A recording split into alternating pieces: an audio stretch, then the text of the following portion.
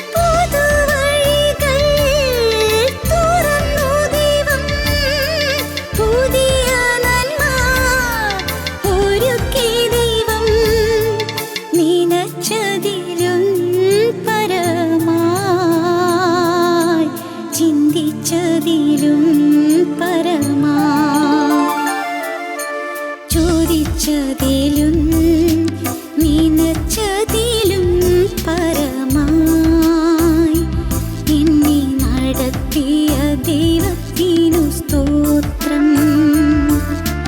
ചിന്തിച്ചതിലും പറഞ്ഞതിലും പരമായി എന്നെ കരുതിയ ദൈവത്തിനു സ്തോത്രം.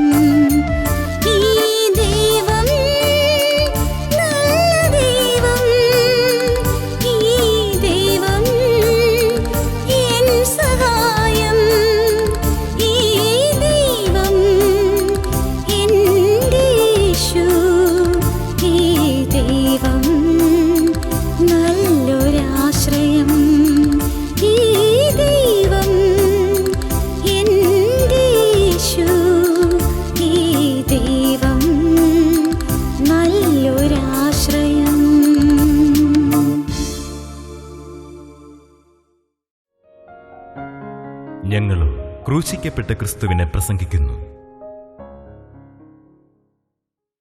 ദൈവ തിരുനാമത്തിന് മഹത്വമുണ്ടാകട്ടെ. 23-ാം സങ്കീർത്തനം 4-ാമത്തെ വാക്യം. കൂരിരുൾ താഴ്വരയിൽ കൂടി നടന്നാലും ഞാൻ ഒരനർത്ഥവും ഭയപ്പെടുകയില്ല.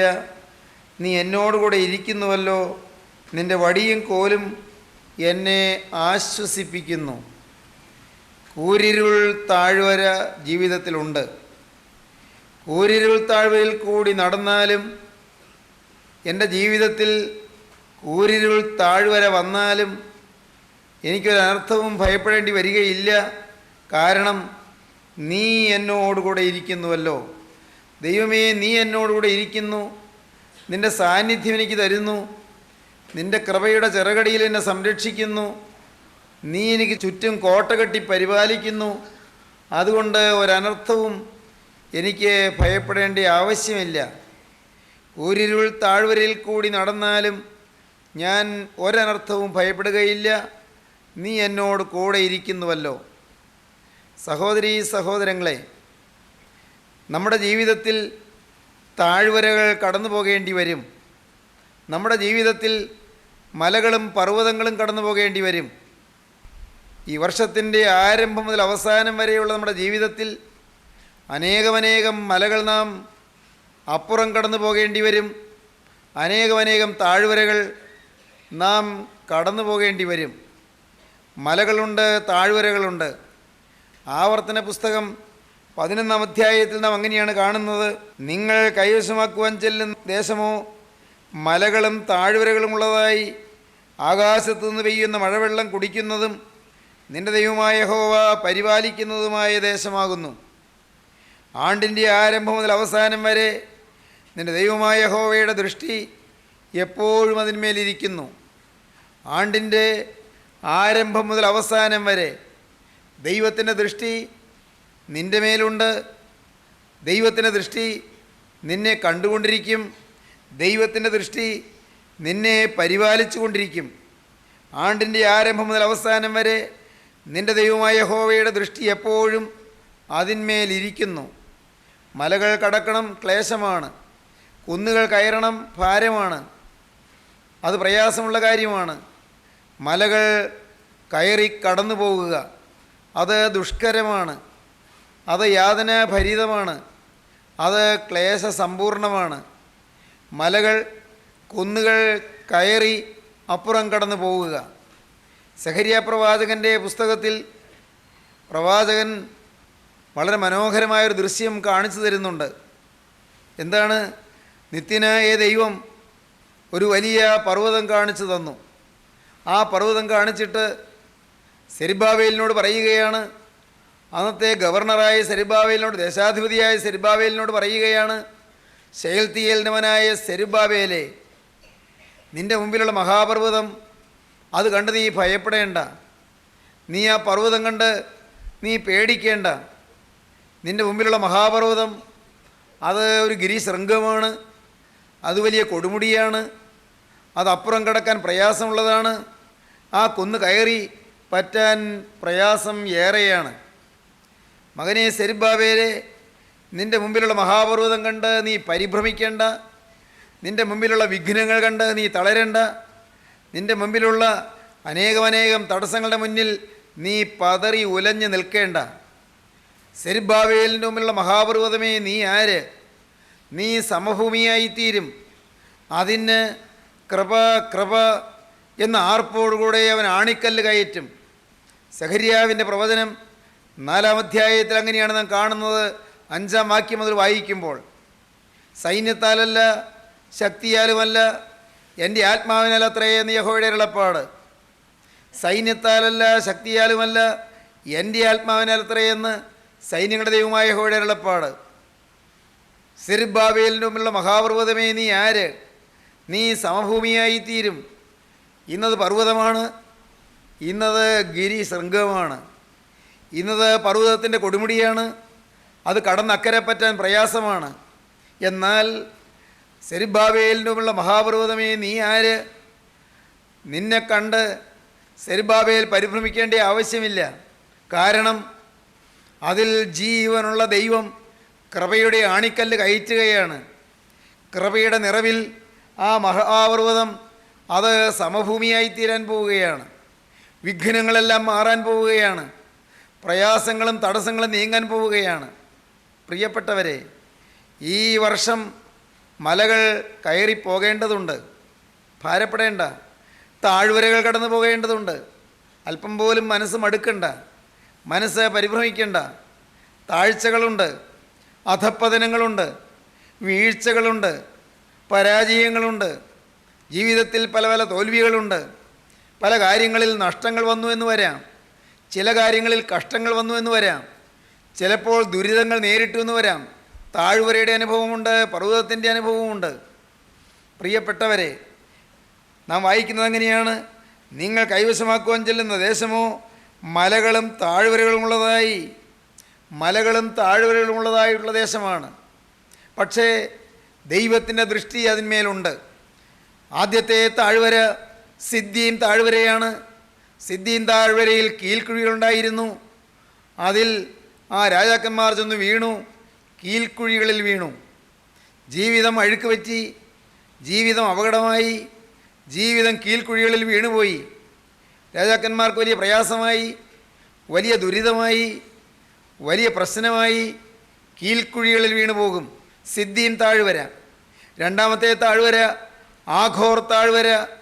ആഘോർ താഴ്വരയിൽ ആഖാൻ ദ്രവ്യാഗ്രഹം മൂലം കല്ലെറിഞ്ഞ് കൊല്ലപ്പെട്ടു.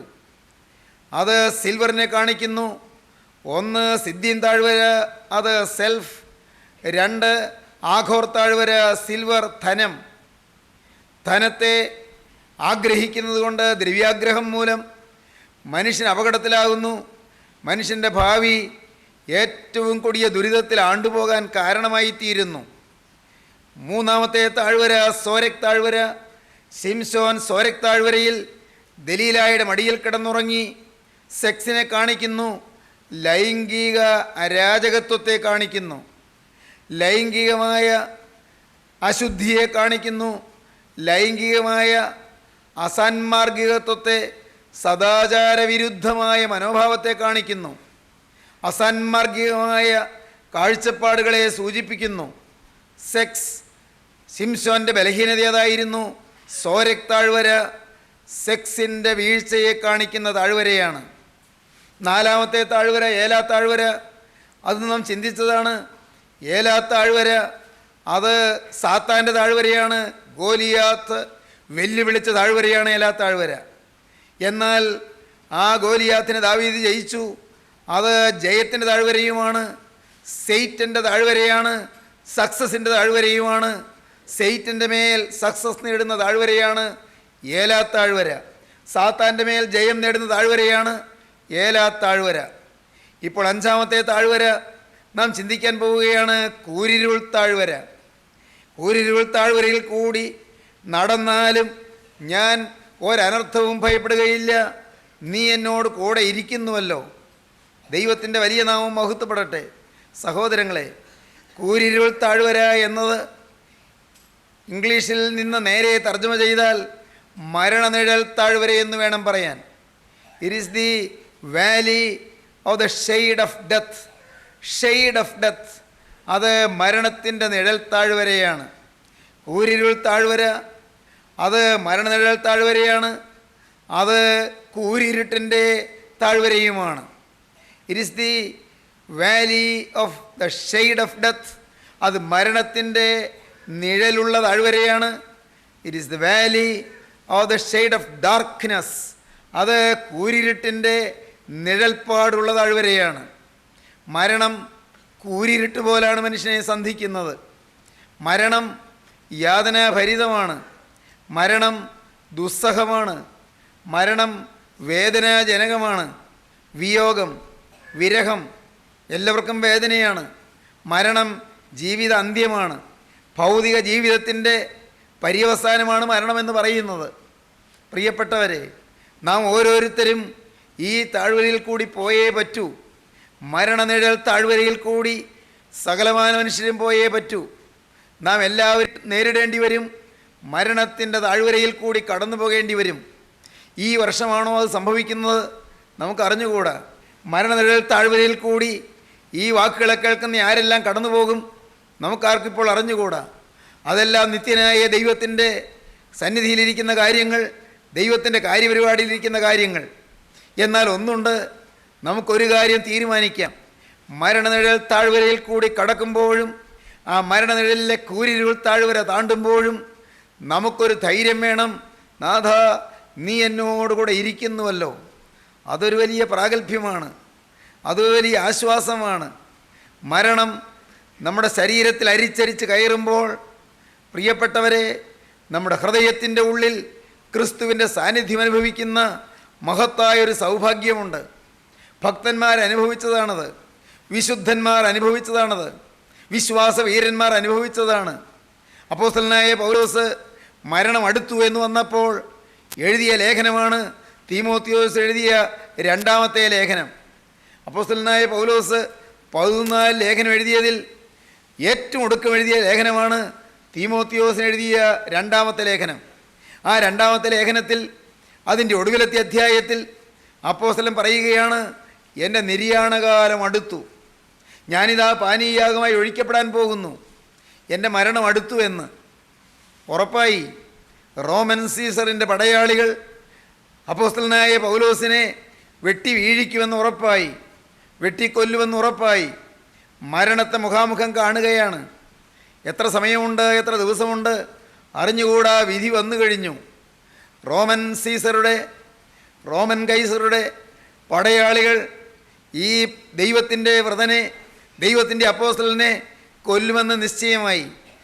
എൻ്റെ നിര്യാണകാലം അടുത്തു, ഞാനിതാ പാനീയാഗമായി ഒഴിക്കപ്പെടാൻ പോകുന്നു. ദൈവത്തിൻ്റെ വലിയ നാമം മഹത്വപ്പെടട്ടെ. പിന്നെ പറയുന്ന വാക്കുകൾ അറിയാമോ സഹോദരങ്ങളെ? പിന്നെ പറയുകയാണ്, ഞാൻ നല്ല പോർ പൊരുതു, ഞാൻ ഓട്ടം തികച്ചു, ഞാൻ വിശ്വാസം കാത്തു, നീതിയുടെ കിരീടം എനിക്കായി വച്ചിരിക്കുന്നു, അത് നീതിയുള്ള ന്യായാധിപതിയായ കർത്താവ് ആ ദിവസത്തിൽ എനിക്ക് നൽകും. എനിക്ക് മാത്രമല്ല, അവൻ്റെ പ്രത്യക്ഷതയിൽ പ്രിയം വച്ച ഏവർക്കും കൂടെ.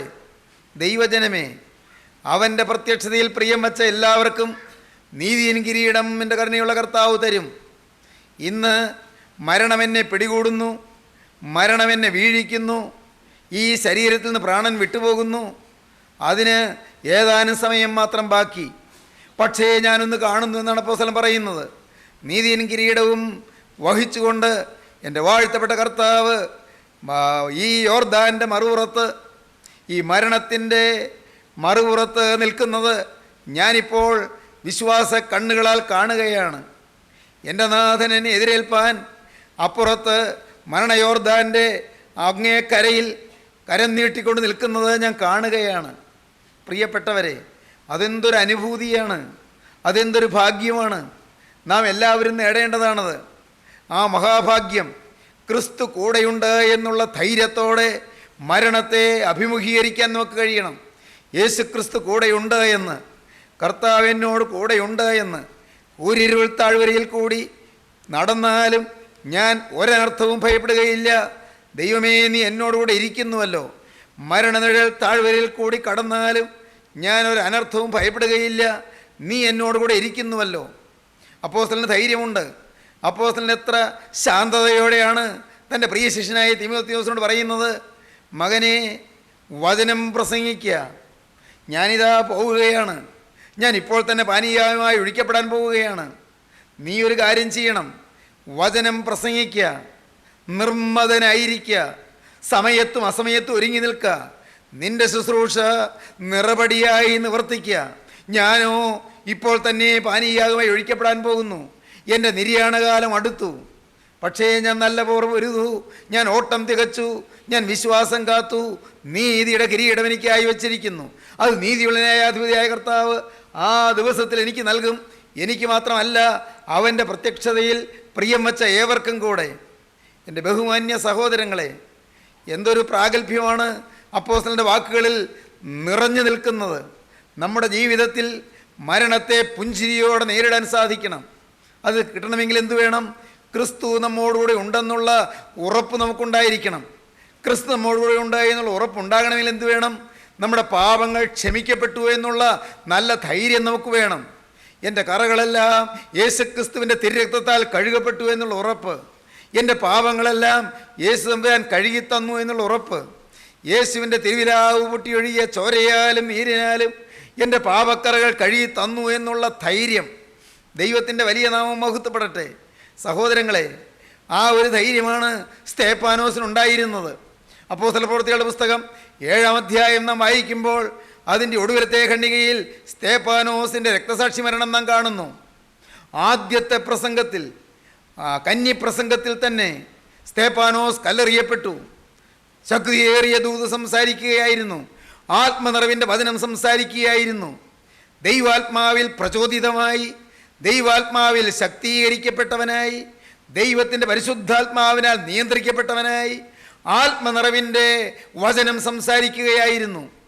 മയമില്ലാതെയും ശങ്കയില്ലാതെയും ആരെയും പേടിയില്ലാതെയും ഒരു കൂസലുമില്ലാതെയും ഹൃദയത്തിനും ചെവിക്കും പരിച്ഛേദനയില്ലാത്തവരായുള്ളവരെ, ശാഠ്യക്കാരെ എന്ന് വിളിച്ചുകൊണ്ട് അല്പം പോലും വിട്ടുവീഴ്ചയില്ലാതെ സ്തേഫാനോസ് തിരുവചനം പറയുകയായിരുന്നു. സ്തേഫാനോസിൻ്റെ തിരുവചനം യഹൂദ മതമേധാവികളുടെ അന്തരംഗത്തെ തുളച്ചു കയറി. അന്നത്തെ യഹൂദ മതത്തിലെ മുമ്പന്മാരും യെരൂശലേം ദേവാലയത്തിലെ പ്രമാണികളുമായ ആളുകളുടെ ചങ്കിൽ തറഞ്ഞു കയറിയ വചനങ്ങളാണ് അന്ന് സ്തേഫാനോസിൻ്റെ നാവിൽ കൂടി ഉരുത്തിരിഞ്ഞ് കയറിക്കടന്നു ചെന്നത്. പ്രിയപ്പെട്ടവരെ, എന്താണ് സംഭവിച്ചത്? ദൈവത്തിൻ്റെ വലിയ നാമം മഹത്വപ്പെടട്ടെ. അവർ സ്തേഫാനോസിന് നേരെ പല്ലിറിമ്മിക്കൊണ്ട് പാഞ്ഞു ചെന്നു. സ്തേഫാനോസിന് നേരെ അവർ പല്ല് കടിച്ചുകൊണ്ട് പാഞ്ഞു ചെന്നു. സ്തേഫാനോസിനെ തള്ളി പുറത്താക്കി. അവർ ഒരു പൊതുസ്ഥലത്തേക്ക് തള്ളി വലിച്ചഴച്ചു കൊണ്ടുപോയി നിർത്തി. നാനാവശത്തു നിന്നും കല്ലുകൾ ദുരിതരായി എറിയാൻ തുടങ്ങി. കല്ലേറുകൊണ്ട് സ്തേഫാനോസ് ശരീരം മുറിഞ്ഞ്, അസ്ഥികൾ ഉടഞ്ഞ്, എല്ലുകൾ ഒടിഞ്ഞ് സ്തേഫാനോസ് അവിടെ വീണു. ഇടയ്ക്ക് ആ ഒടിഞ്ഞ കയ്യ് കുത്തിക്കൊണ്ട് പയ്യെ എഴുന്നേൽക്കാൻ നോക്കി. ഞാൻ പണ്ട് വായിച്ചു, ലോയിഡ് സി ഡഗ്ലസ് എഴുതിയ ദ റോബ് എന്ന് പറയുന്ന മനോഹരമായൊരു പുസ്തകമുണ്ട്. ലോയിഡ് സി ഡഗ്ലസ് എഴുതിയ ദ റോബ് എന്ന പുസ്തകം, മലയാളത്തിൽ ആ പുസ്തകമുണ്ട്. മേലങ്കി എന്നാണ് ആ പുസ്തകത്തിൻ്റെ പേര്. മനോഹരമായൊരു പുസ്തകമാണ്. അതിമനോഹരമായ കാവ്യ സുഭഗമായ സുന്ദരമായൊരു പുസ്തകമാണ്. ആ പുസ്തകത്തിൽ സ്തേഫാനോസിൻ്റെ മരണം ചിത്രീകരിച്ചിട്ടുണ്ട്. കൊടുങ്കൈ കുത്തി എഴുന്നേൽക്കാൻ നോക്കുന്നു, പിന്നെയും വീണുപോകുന്നു, ഒടിഞ്ഞുപോയി. പക്ഷേ പറയുകയാണ് ഒരു വിധത്തിൽ കൊടുങ്കൈ കുത്തി പിടിച്ചുകൊണ്ട് പറയുന്നു, ഇതാ സ്വർഗം തുറന്നിരിക്കുന്നത് ഞാൻ കാണുന്നു. കർത്താവായ യേശു പിതാവിൻ്റെ വലത്തുഭാഗത്ത് കരം നീട്ടി നിൽക്കുന്നത് ഞാൻ കാണുന്നു. എന്നെ എതിരേൽപ്പാൻ യേശു ക്രിസ്തു നിൽക്കുന്നത് കാണുന്നു. ആ സ്വർഗീയ ദർശനത്തെക്കുറിച്ച് പറഞ്ഞപ്പോൾ എറിയുന്നവർക്ക് വാശി വർദ്ധിക്കുകയാണ്, വൈരാഗ്യം പെരുകുകയാണ്. എറിയുന്നവർ പിന്നെയും ആക്രോശിച്ചുകൊണ്ട്, ഗർജിച്ചുകൊണ്ട്, അധിക്ഷേപ വാക്കുകൾ ഉച്ചരിച്ചുകൊണ്ട് സ്തേഫാനോസിനെ കല്ലെറിയുകയാണ്. സ്തേഫാനോസ് പിന്നെയും ദൈവത്തിൻ്റെ മഹത്വം കണ്ടുകൊണ്ട്, നിത്യനായ ക്രിസ്തുവിൻ്റെ തേജോമയമായ സാന്നിധ്യം അനുഭവിച്ചുകൊണ്ട്, ദൈവത്തെ മഹത്വപ്പെടുത്തിക്കൊണ്ട്, ദൈവത്തെ സ്തുതിച്ചുകൊണ്ട് ആ മരണത്തോട് അടുക്കുകയാണ്.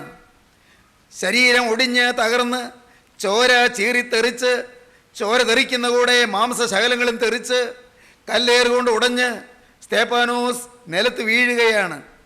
പ്രിയപ്പെട്ടവരെ, സ്തേഫാനോസ് കർത്താവായ യേശുവിൻ്റെ തിരുമുഖശോഭ കണ്ടുകൊണ്ട് ശരീരത്തിൻ്റെ വേദന അറിയാതെ ആ മരണത്തെ അഭിമുഖീകരിക്കുകയാണ്. ഒടുവിലിതാ മരണത്തോടടുക്കുമ്പോൾ സ്തേഫാനോസ് ഉച്ചത്തിൽ പ്രാർത്ഥിച്ചു, കർത്താവേ, ഇവർക്ക് ഈ പാപം നിർത്തരുതേ, ഇവർ ഈ ചെയ്യുന്നത് അത് അവരുടെ മേൽ കണക്കിടരുതേ. എന്തൊരു സ്നേഹമാണ്, എന്തൊരു ഹൃദയാർദ്രതയാണ്, എന്തൊരു കാരുണ്യഭാവമാണ്, എന്തൊരു വിശാല വീക്ഷണമാണ്. എതിർക്കുകയും ഉപദ്രവിക്കുകയും കൊല്ലുകയും ചെയ്യുന്നവർക്കൊരു ദോഷം വരില്ലേ എന്ന് ആഗ്രഹിക്കുന്ന ക്രിസ്തുവിൻ്റെ ക്രൂസിലെ സ്നേഹം അതേപടി നിഴലിടുകയാണ്, അതേപടി റിഫ്ലക്റ്റ് ചെയ്യുകയാണ്, അതേപടി പ്രതിബിംബിക്കുകയാണ് സ്തേഫാനോസിൻ്റെ ഈ വാക്കുകളിൽ. സ്നേഹിതരെ, ജീവിതത്തിൽ പാപം മാറിയാൽ ഈ സ്നേഹം നിറയും. പാപം ക്ഷമിക്കപ്പെട്ടാൽ ക്രിസ്തുവിൻ്റെ ക്രൂസിലെ സ്നേഹം നമ്മുടെ ഉള്ളിൽ നിറയും.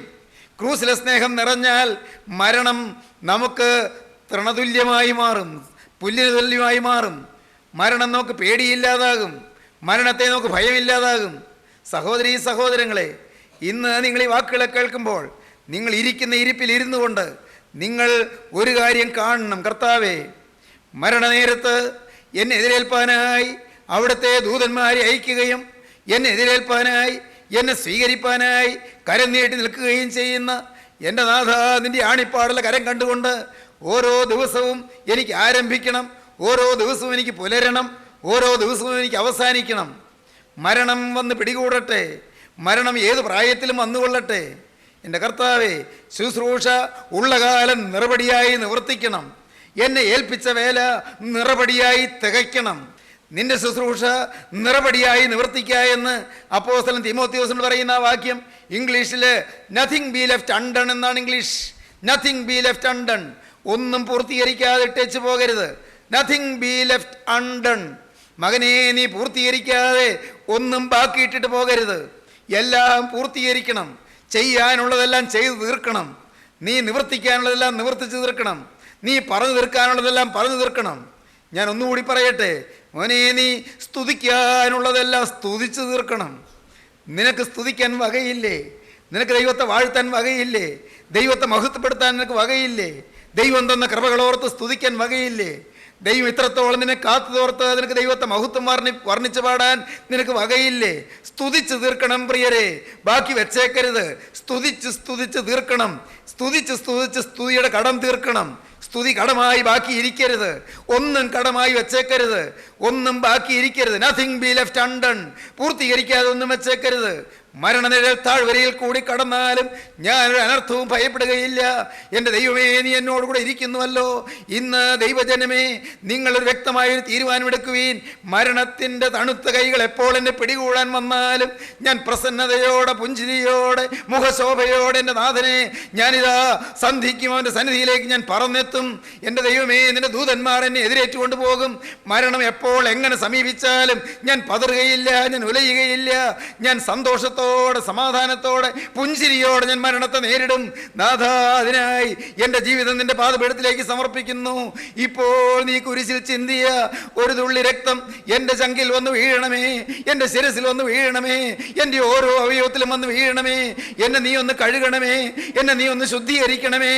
എൻ്റെ മേൽ നിന്റെ തിരുരക്തത്തിൻ്റെ അത്ഭുത കൃപ ഇപ്പോൾ പകരണമേ. തിരുരക്തത്തിൻ്റെ അത്ഭുത ശക്തി എന്നിൽ വ്യാപരിച്ച് എന്നെ മുഴുവനായിട്ടൊന്ന് കഴുകണമേ. എൻ്റെ പാപക്കറകളെല്ലാം മാറ്റണമേ. എൻ്റെ ജീവിതവസ്ത്രം ഒന്ന് അലക്കി തരണമേ. കുഞ്ഞാടിൻ്റെ രക്തത്തിൽ അങ്കി അലക്കി വെളുപ്പിക്കാനുള്ള മഹാഭാഗ്യം എനിക്ക് തരണമേ. ഇന്ന് എൻ്റെ ജീവിതത്തിൽ അത്ഭുതം നടക്കണമേ കർത്താവേ. പാപങ്ങൾ ക്ഷമിക്കണമേ കർത്താവേ. ഇന്നു മുതൽ പാപമില്ലാത്ത ഒരു പുതിയ വിശുദ്ധ ജീവിതം ഞാനിതാ ആരംഭിക്കുകയാണ് കർത്താവേ. അതിനായി നിന്റെ കൃപയുടെ കരം എൻ്റെ മേൽ വയ്ക്കണമേ. എന്നെ അനുഗ്രഹിക്കണമേ. എന്നോട് മനസ്സലിയണമേ. എൻ്റെ മേൽ നിന്റെ കൃപ പകരണമേ. മരണത്തെ പുഞ്ചിരിയോട് നേരിടാനുള്ള പ്രാഗൽഭ്യം എനിക്ക് തരണമേ. നമുക്ക് പ്രാർത്ഥിക്കാം. സ്നേഹവാനേ, മഹാകാരുണ്യവാനായ സ്വർഗീയ പിതാവേ, ഈ അത്ഭുത നിമിഷങ്ങൾക്കായി ഞങ്ങൾ നിന്നെ സ്തുതിക്കുന്നു. തിരുവചനങ്ങൾക്കായി ഞങ്ങൾ നിന്നെ വാഴ്ത്തുന്നു. അനുഗ്രഹിക്കപ്പെട്ട ദൈവ ശബ്ദത്തിനായി ഞങ്ങൾ നിന്നെ സ്തുതിക്കുന്നു. സ്വർഗത്തിന്റെ ആലോചനകൾ ഭൂമിയിൽ പ്രസ്താവിച്ചതിനായി ഞങ്ങൾ നിന്നെ സ്തുതിക്കുന്നു. ഞങ്ങളുടെ ജീവിതത്തിന്റെ നിത്യത രാജാധിരാജനായ ക്രിസ്തുവിനോട് കഴിപ്പാൻ അവിടെ നീ ഞങ്ങളെ വിളിച്ചതിനായി നന്ദിയോടെ സ്തോത്രം. വചനം കേട്ട് എല്ലാവരെയും അനുഗ്രഹിക്കണമേ. എല്ലാവരുടെ മേലും നിന്റെ തൃക്കരം വയ്ക്കണമേ. എല്ലാവരെയും വിശുദ്ധീകരിക്കണമേ. പുതിയ കാഴ്ചപ്പാടുകൾ എല്ലാവർക്കും നൽകണമേ. എല്ലാവരെയും കൃപയിൽ കാക്കണമേ. നിത്യജീവന്റെ അനുഗ്രഹം നൽകി എല്ലാവരെയും നിത്യരക്ഷയിൽ ആനയിച്ച് അത്ഭുത കൃപ വന്ന് പൊതിഞ്ഞ് പരിപാലിക്കണമേ കർത്താവേ. എല്ലാവരെയും അനുഗ്രഹിക്കണമേ. തിരുനാമം മഹത്വപ്പെടുത്തണമേ. യേശു ക്രിസ്തുവിന്റെ വിലയേറിയ നാമത്തിൽ തന്നെ.